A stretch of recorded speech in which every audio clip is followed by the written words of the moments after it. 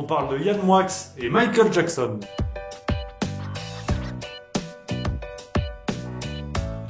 Ah, tu pensais vraiment que j'allais passer à côté? Il nous en a fait encore une belle, le Yann Moix, une belle pépite. Faut l'occuper, le terrain médiatique. C'est vrai qu'à ce niveau-là, Yann Moix, on dirait N'Golo Kanté. Il est partout, tout le temps.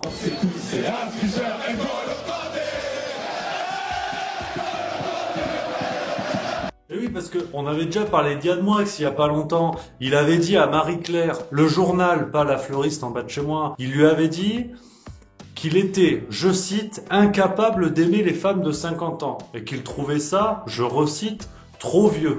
Alors déjà, c'était pas très fin à ce moment-là. Tout le monde lui était tombé dessus. Même Valérie Damido, tu sais, qui faisait les marouflages sur M6, elle lui a dit qu'il avait un micro-kiki.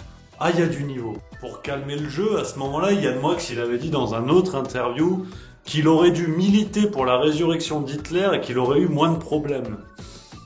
T'es choqué déjà? Mais attends, c'est rien, parce que Yann Moix, il balance, hein. Il a pas peur, le gars. Je peux te dire qu'il a des couilles de mammouth. Regarde déjà ce qu'il avait dit sur la police il y a pas longtemps chez La peur Ardisson. au ventre, vous n'avez pas les couilles d'aller dans les endroits dangereux. Ah, ils chient dans leur froc. Il a pas peur, Yann Moix. Il s'en fout. Il mange des froliques au déjeuner. Il s'en fout.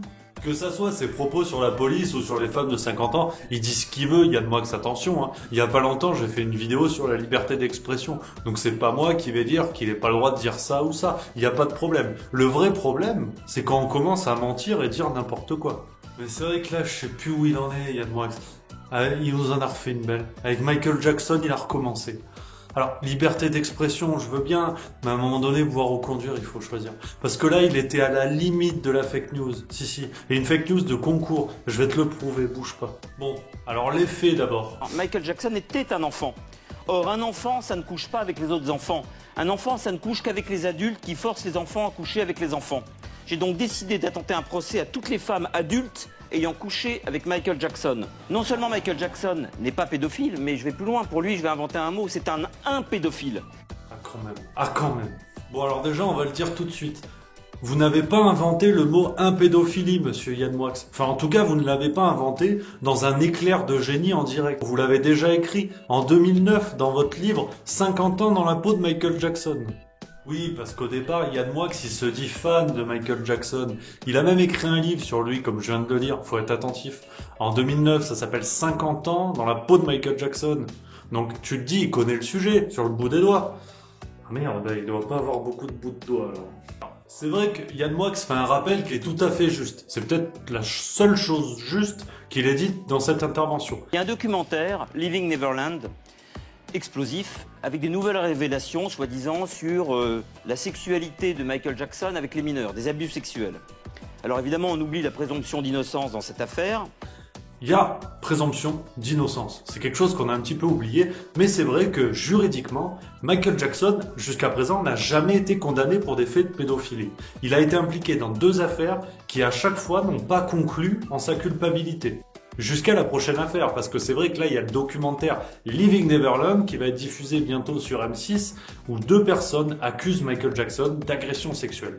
Sur le plan juridique, on est bon. Par contre, c'est sur le reste de votre intervention, monsieur Yann Moix, là ça va pas. C'est la sortie de route, veuillez garer le véhicule sur le bas-côté, présentez les papiers. Brigadier chef et agent de la paix avant tout.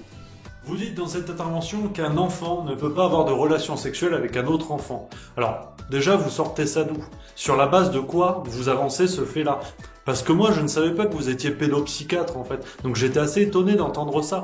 Elles sont où vos sources? Ils sont où les éléments qui vous permettent de dire ça? Parce que là, on a plutôt l'impression que vous dites n'importe quoi en toute tranquillité. Parce que c'est vrai que je fais très attention à ce que vous dites, monsieur Yann Moix, maintenant. Parce que vous n'êtes pas à une erreur près. Déjà, dans votre livre sur Michael Jackson en 2009, vous disiez que si Michael Jackson se blanchissait la peau, c'était pour être, je cite, moins repérable dans un pays majoritairement blanc.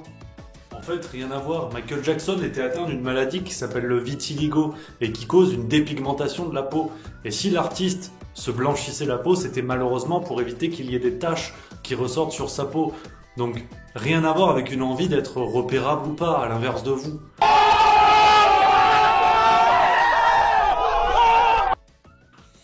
Donc, Déjà, à ce moment-là, vous disiez n'importe quoi. Mais j'ai pas fini. C'est vrai que quand on regarde, vous avez quand même souvent dit n'importe quoi au sujet du roi de la pop. En 2009, dans un interview que vous avez donné au Figaro, vous qualifiez Michael Jackson d'insexuel. Bon, le journaliste, il a percuté parce qu'il est pas bête. Il vous a dit, mais Michael Jackson, il a eu des enfants. Il peut pas être insexuel. Là, votre réponse, elle vaut son pesant de cacahuètes.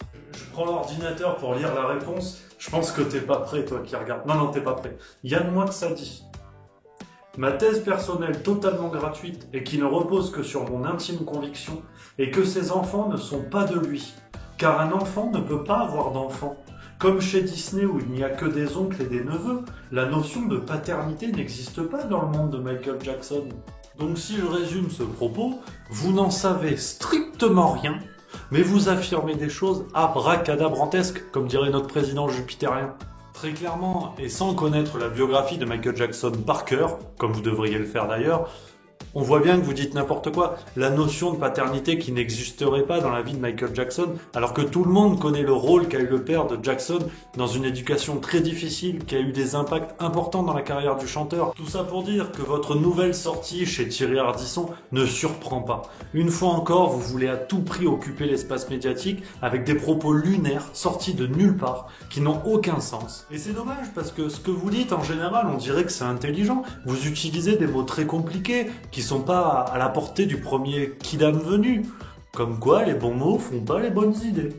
Vraiment, monsieur Yann Moix, s'il vous plaît, faites ce que vous savez faire de mieux. Écrivez des livres. Parce que maintenant, vous êtes plus connu sur Twitter que dans les librairies.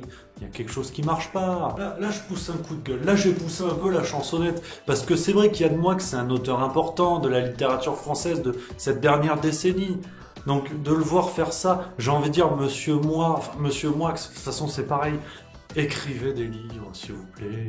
Bon, c'est pas grave, mais c'est la dernière fois que je vous y reprenne pas à dire n'importe quoi. Puis on va se retrouver.